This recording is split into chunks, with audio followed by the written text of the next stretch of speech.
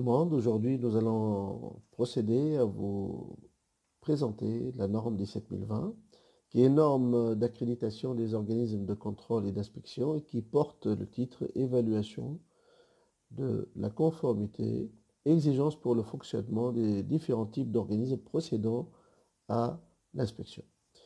Cette norme est créée par l'International Organization for Standardization, ISO. Cette accréditation, selon IDI 7020, peut procurer énormément d'avantages pour les entreprises et l'organisation, commençant par la maîtrise des méthodes propres de travail, d'inspection, mais aussi l'assurance à travers, on va dire, l'organisation et la méthodologie exigée, des compétences, des interventions et encore de l'accès des activités, surtout réglementaires. La finalité de cette norme, dans un monde qui progresse à grands pas vers la mondialisation, on voit une libre circulation, bien sûr, des biens, des personnes, etc. Par ailleurs, donc, il y a un problème en ce qui concerne, on va dire, la fiabilité des interventions des inspecteurs et des structures qui procèdent à l'inspection. Donc, cette accréditation, pardon, permet justement d'apporter une garantie, une fiabilité des interventions assurées par ces structures de contrôle. Aussi, le consommateur et l'autorité veulent avoir une garantie de confiance. Pour cette raison, donc, beaucoup d'entreprises, les consommateurs et l'autorité exigent d'avoir confiance, en fait, en la qualité des produits et des services qui sont dispensés par ces structures de contrôle. Et dans ce but, donc, il y a eu justement euh, l'engagement de ces structures qui sont, si vous voulez, des structures liées intimement à l'État, parce que l'État, elle donne en fait l'agrément dans plusieurs pays, et ces entreprises ont besoin justement d'obtenir une assurance complémentaire pour donner à leur attestation, au rapport, etc., on va dire une garantie, une autre qualité qui est digne de confiance. Le législateur, quant à lui, doit avoir aussi la garantie des évaluations de la conformité, parce que ça touche en général des aspects très sensibles en ce qui concerne la sécurité. Et vous pouvez voir tout l'ensemble des accidents euh, qui se trouvent un peu partout dans le monde. C'est toujours, il y a un problème de fiabilité, de résultats. Peut-être il y a d'autres situations carrément de corruption, etc. Donc, par conséquent, le législateur pousse, si vous voulez, ces structures de contrôle à se faire accréditer pour justement promouvoir la confiance des acteurs économiques et des autorités chargées de contrôle des marchés. En général, c'est des textes de loi qui sont parus dans les pays et ces structures de contrôle essayent de vérifier, par exemple, le contrôle des appareils à pression, les installations intérieures de gaz, installations électriques, tout ce qui est appareil de levage, etc. Et vérifient que ces appareils de contrôle, ou bien dans le domaine de génie civil, etc., et vérifie, donc l'organisme de contrôle vérifie que le contrôle a, on va dire, comblé les critères prévus dans les textes de loi en général. Voilà. Les incontournables pour l'octroi de l'accréditation sont nombreux et peuvent inclure, sans que cette liste soit donc exhaustive, donc l'identification des risques susceptibles de porter atteinte à l'impartialité. L'impartialité, c'est un critère très important dans cette norme. Alors, les critères aussi, l'indépendance qu'il va falloir remplir. C'est-à-dire, on va demander pour les structures qui sont complètement indépendantes de, des parties engagées, c'est-à-dire les parties avec qui on va faire le contrôle, de demander, de solliciter une indépendance totale, qui est de type A. D'accord? Pour ceux qui veulent avoir euh, donc une attestation de conformité par rapport à la 17020, tout en travaillant dans structures industrielles, etc., on peut procéder aussi à l'accréditation des structures de contrôle dans des établissements de, de, de production, mais on aura à choisir soit le type B, soit le type C. Alors, aussi, il va falloir solliciter une assurance de responsabilité civile adéquate. D'accord? Responsabilité aussi, il faut qu'il y ait un responsable technique qui est compétent. Il faut aussi donc une structure bien sûr organisationnelle complète, détaillant donc les responsabilités de chacun, en plus des documents, des procédures qui sont exigées par la présente norme. Alors, maintenant, comment fonctionne cette norme 17020? Eh bien, tout d'abord, il n'y a aucune obligation donc d'application de la norme 17020. Par contre, on peut, il y a des pays, des espaces économiques qui obligent aux structures d'organismes de contrôle à se faire accréditer dans les domaines spécifiques. D'accord? Dans ce cas, eh ben, ça devient une obligation. Donc, en général, les organismes bâtissent leur politique de confiance et de crédibilité qui peuvent cependant bénéficier d'un gain concurrentiel significatif et les autorités peuvent exiger ou ériger le niveau de prestation des opérateurs par le biais justement de cette accréditation. La norme 17020 a pour objectif de mettre en œuvre la recherche en continu de l'amélioration de performance de l'organisme d'inspection au niveau de système de compétences. Donc, il y a la partie système, mais l'accréditation, elle va faire un focus sur justement la gestion de compétences au niveau de la structure de contrôle. Bien sûr, ce processus d'amélioration continue, il est basé, comme pour l'ensemble des normes de la série ISO, sur le principe de la roue de Deming qui est plan, do, check, adjust. Planifier, donc dérouler, contrôler, et puis améliorer les dispositifs mis en place. On va, dans cette partie, imaginer quelles sont les structures qui peuvent demander ou bien procéder à se faire accréditer selon la 17020. Eh bien, le domaine, la norme, elle est très large, elle brasse très large. Donc, n'importe quel organisme qui procède au contrôle, d'accord, à l'inspection de quoi? Des produits, des processus, d'un service, d'une installation, de la conception d'un matériel, d'un édifice, d'architecture, etc., des plans d'architecture, tout, de la détermination de la conformité par rapport à des exigences spécifiques, que ce soit exigences spécifiques du client ou bien d'un marché, ou nécessitant un jugement professionnel, d'accord, à des exigences générales. Donc tout ce domaine peut faire l'objet d'une accréditation.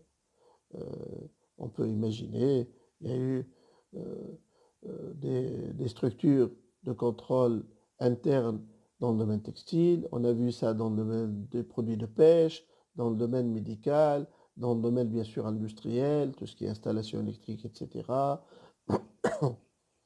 Pardon. Dans le domaine de génie civil, des pans, etc., des mélanges de ciment, et ainsi de suite. On peut aussi imaginer des processus, même de contrôle et d'inspection des personnes et des installations, et de la technologie et de la méthodologie. On va passer maintenant aux exigences de cette norme 17001. Eh bien, les exigences de la norme, ils sont de 4 types. Tout d'abord, il y a des exigences de type procédure requise, comme on va le voir au niveau de la procédure de, de formation et de surveillance. Donc, on peut l'appeler de type A. Il y a aussi des exigences de type prescription méthodologique. On vous demande de gérer des règles, comme les règles d'accès, en fait, des équipements de mesure et d'essai. Il y a aussi des exigences de preuve. On cherche à vous demander des preuves de formation, des preuves d'enregistrement, etc. Et puis, ça pourrait aussi, on peut avoir, qui est le quatrième type, donc une exigence de type déclaratif.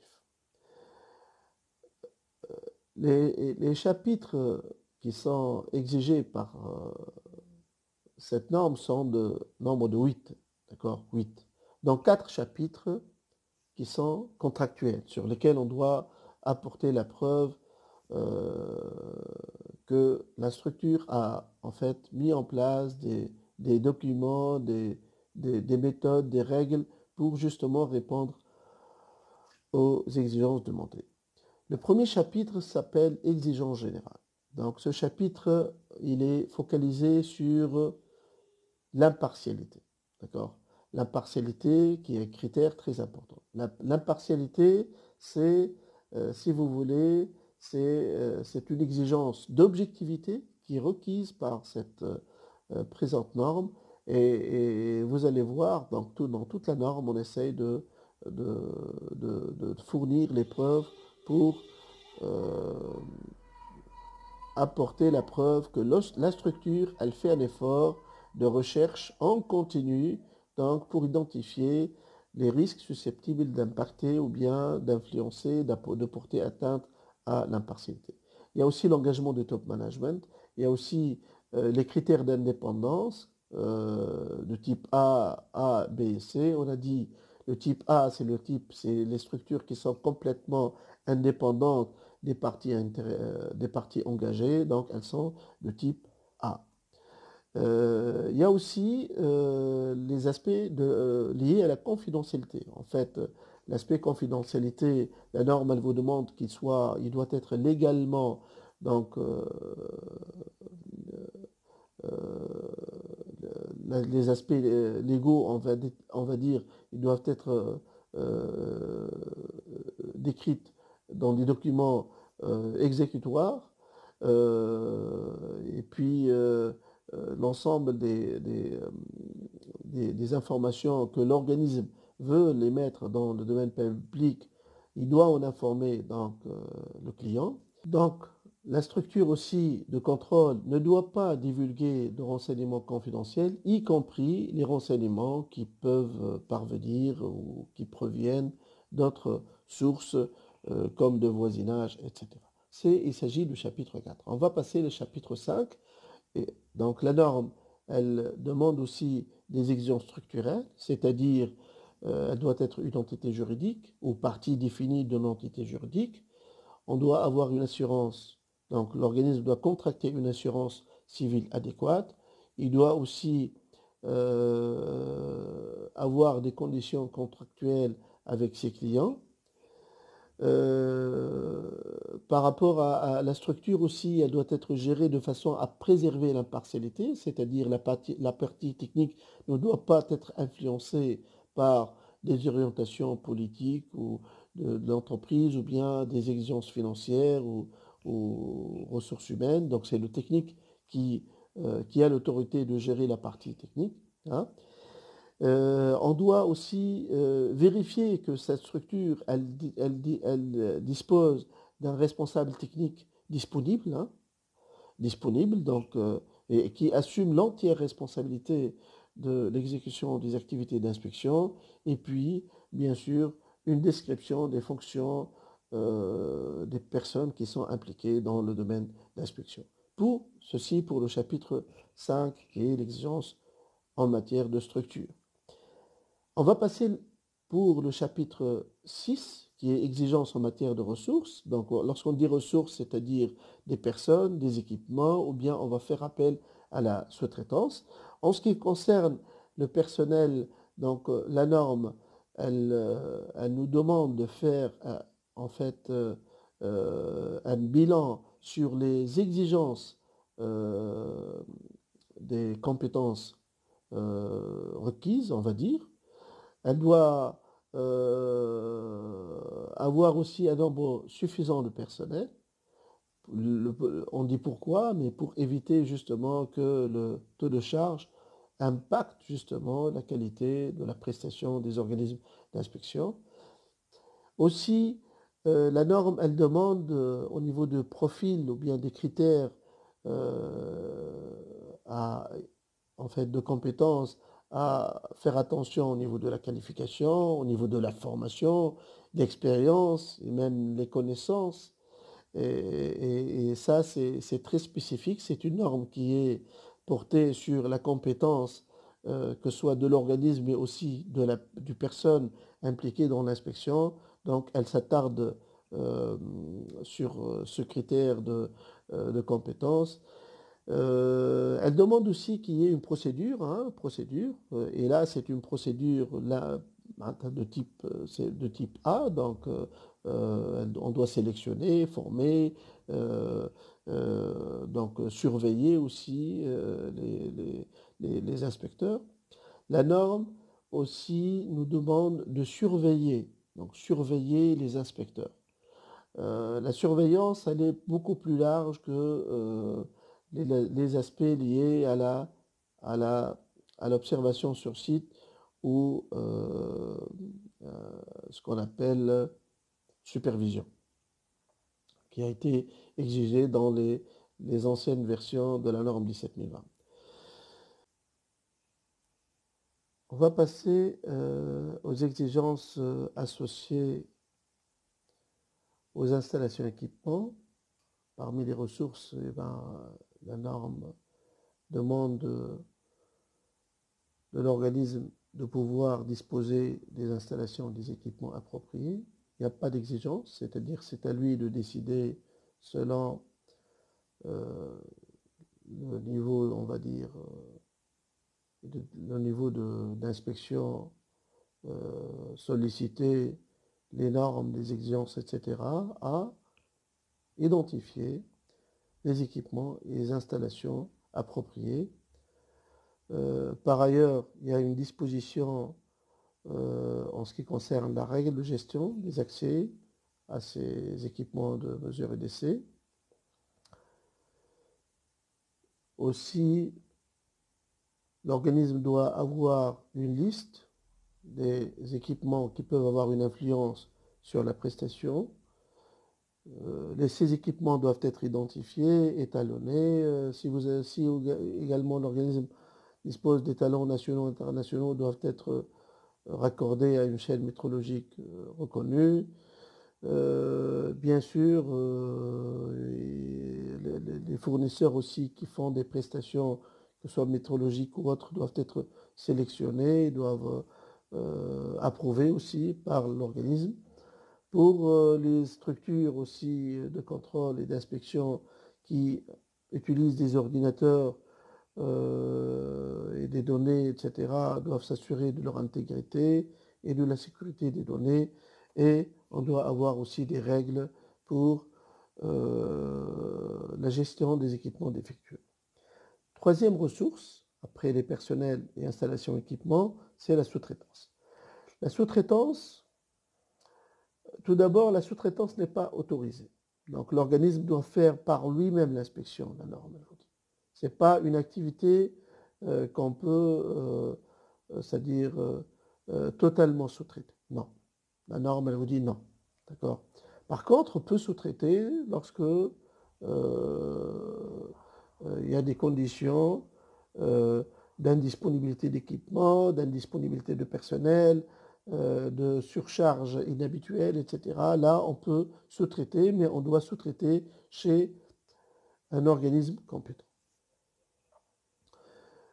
Parmi les critères aussi requis dans la sous-traitance, l'organisme doit informer donc, le client de son intention à sous-traiter les activités d'inspection, tout en sachant que la responsabilité de la détermination de la conformité incombe à l'organisme d'inspection et on doit avoir un dossier de compétences des sous-traitants. Niveau processus, donc pour chaque type de domaine d'inspection, on doit avoir des procédures hein, et des instructions aussi documentées qui concernent la planification technique, des procédures d'échantillonnage.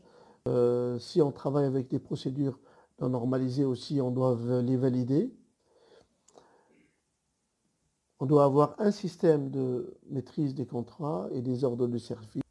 Par ailleurs, chaque opération d'observation doit faire un enregistrement des observations, des faits d'inspection.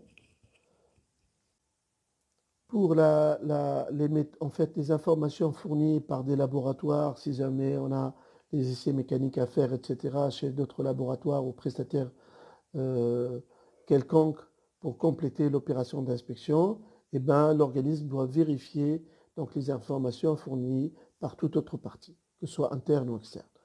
L'organisme aussi, pour chaque opération d'inspection, elle doit faire ce qu'on appelle d'enregistrement des observations ou un rapport minute.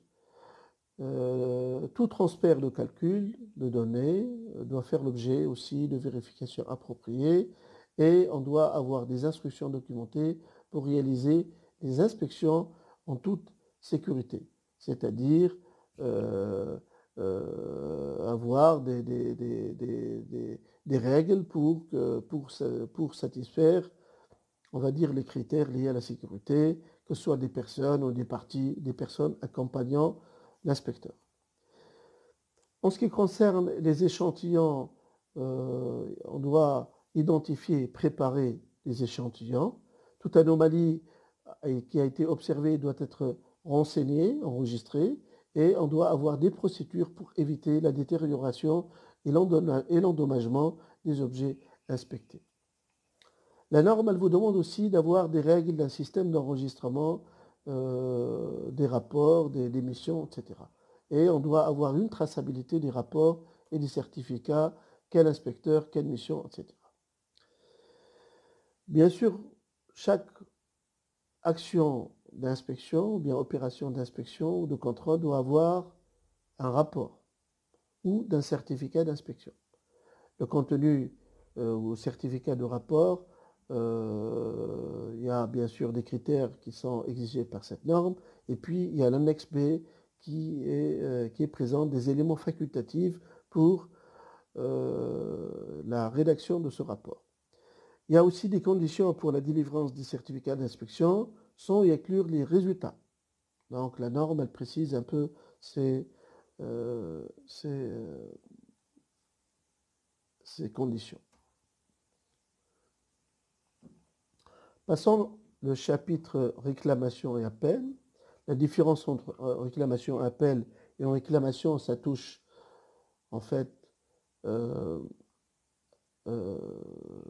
quelque chose qui n'est pas, on va dire, qui n'impacte pas les résultats d'inspection. Par contre, l'appel, lui, c'est que les clients peuvent contester en fait les décisions de la mission d'inspection. Et là, la norme, elle vous demande d'avoir des procédures documentées. Et que cette procédure, elle doit être mise à disposition aux parties intéressées. C'est-à-dire les parties, ça pourrait être les clients, les actionnaires, toute partie qui peut être intéressée par cette mission d'inspection, ou l'État. Donc, l'organisme doit être responsable de toute la décision Et puis, on ne devrait pas avoir des actions discriminatoires entre les clients. Ce qui est peut-être nouveau au niveau de la réclamation, c'est que l'organisme doit accuser réception de chaque réclamation ou appel. Et puis, à la fin aussi, à la fin de processus, il faut notifier au plaignant donc le traitement, les résultats de traitement. La fin, en fait, et les résultats de traitement. Ainsi, on termine le chapitre 7. Alors, on passe au chapitre 8 qui, lui, parle des exigences en matière de système de management. La norme, elle propose deux versions pour ceux qui disposent, en fait, un système de management de type 9001. Ils peuvent solliciter l'option B, d'accord?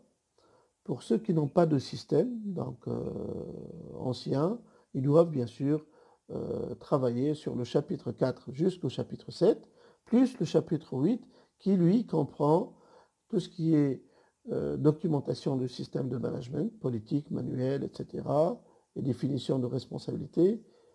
Vous avez aussi tout ce qui est procédure de maîtrise des documents, maîtrise des enregistrements, revue de direction, audit interne, action corrective et préventive, et réclamation et appel.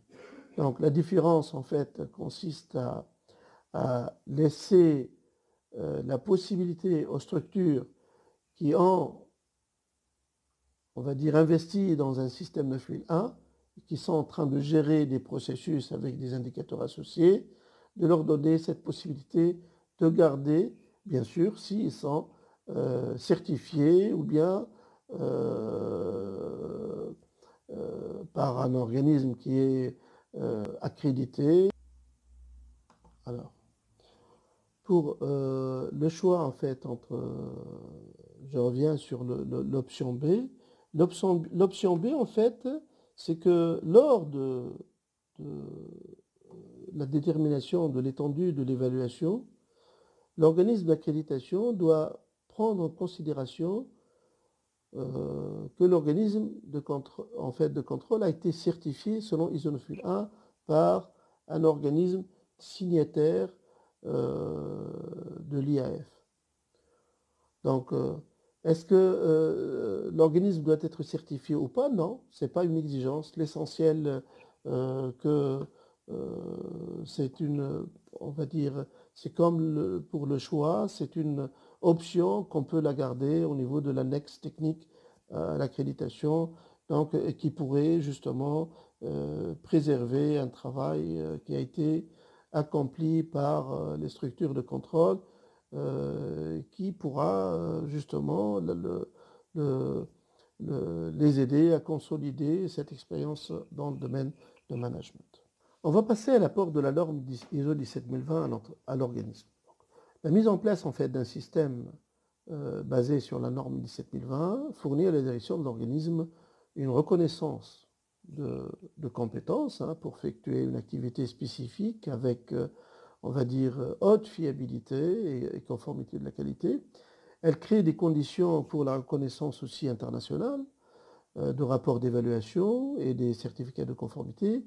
Il offre une occasion aux organismes de gagner la confiance et l'appui aussi des pairs, mais aussi c'est un moyen aux autorités de contrôle, à l'économie et à la société de juger la compétence des organismes d'évaluation de la conformité. Et puis, il donne une image, on va dire, publique positive à une réputation croissante. Est-ce qu'il y a des bénéfices maintenant de cette norme et cette 17020? La mise en place de ce système il peut avoir,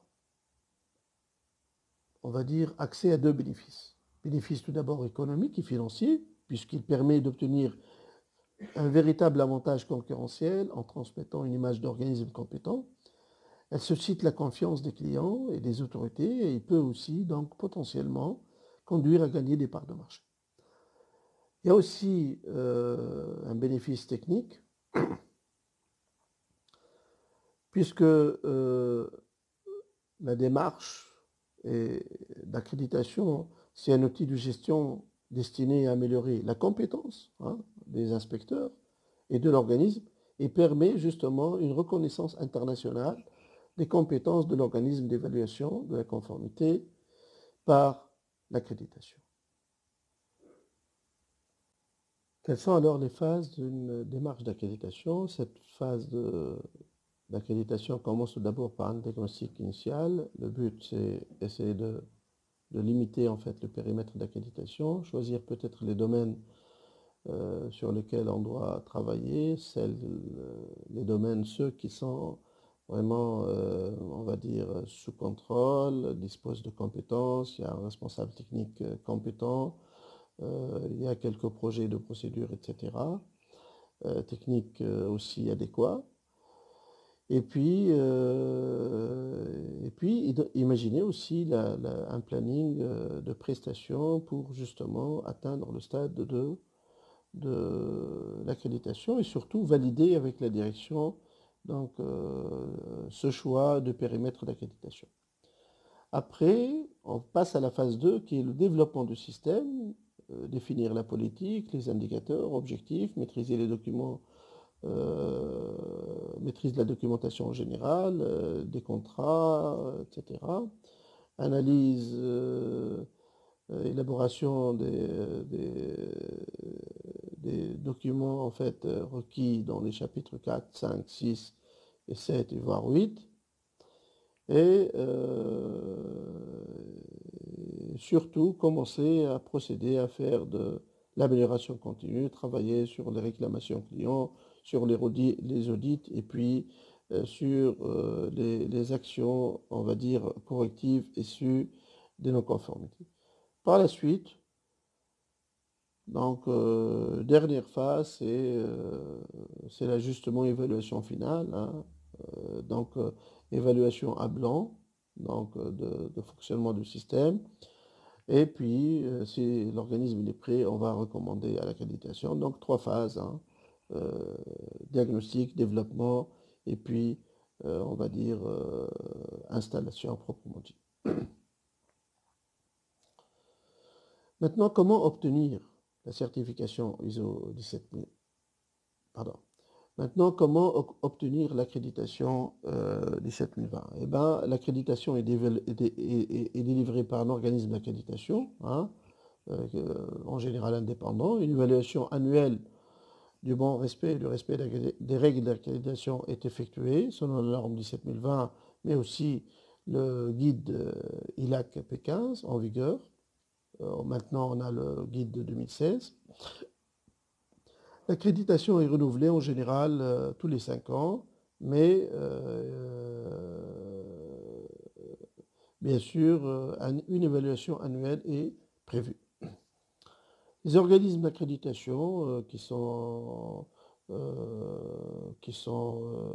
on va dire, pertinents dans la région. En Tunisie, on a le TUNAC, donc Tunisia Accreditation Council. En France, vous avez le COFRAC. En Allemagne, vous avez le DAX. Grande-Bretagne, vous avez le DAX. Et bien sûr, d'autres organismes d'accréditation qui existent dans plusieurs régions, en Italie, dans les pays de Golfe, etc. Donc chaque pays, on va dire, un espace est sollicité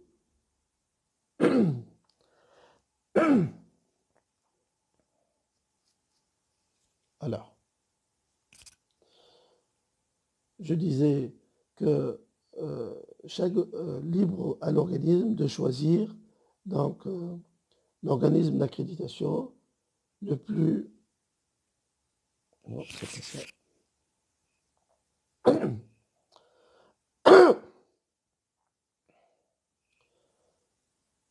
Donc,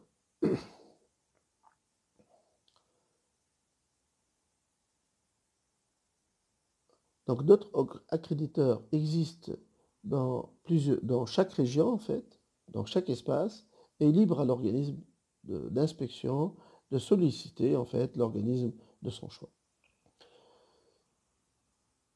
Pour conclure, on va dire la norme 17020 permet à l'organisme d'inscrire son action en faveur de la maîtrise d'activités techniques, hein, parce qu'il y a un focus sur l'activité technique.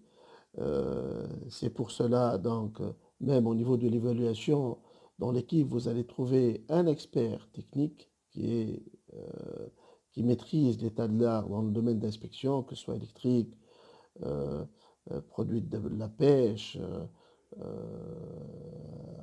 installation intérieure de gaz, etc., etc. Et puis l'impartialité comme, on va dire, un pilier de toute cette norme que l'organisme, en fait, qui désire mettre en place un système d'accréditation doit apporter la preuve de sa maîtrise totale de ce critère lié à l'impartialité. Ces outils permettent bien sûr de bâtir une stratégie de confiance efficace. Elles procurent de nombreux avantages aux yeux des clients et des autorités. Donc, elles procurent de nombreux avantages aux yeux des clients et des autorités en transmettant une image positive de la politique basée sur l'impartialité de l'organisme. Les bénéfices sont aussi économiques, hein, comme on vient de dire, en permettant de gagner des parts de marché supplémentaires. Merci d'avoir assisté à cette présentation sur la norme ISO 17020 et en vous souhaitant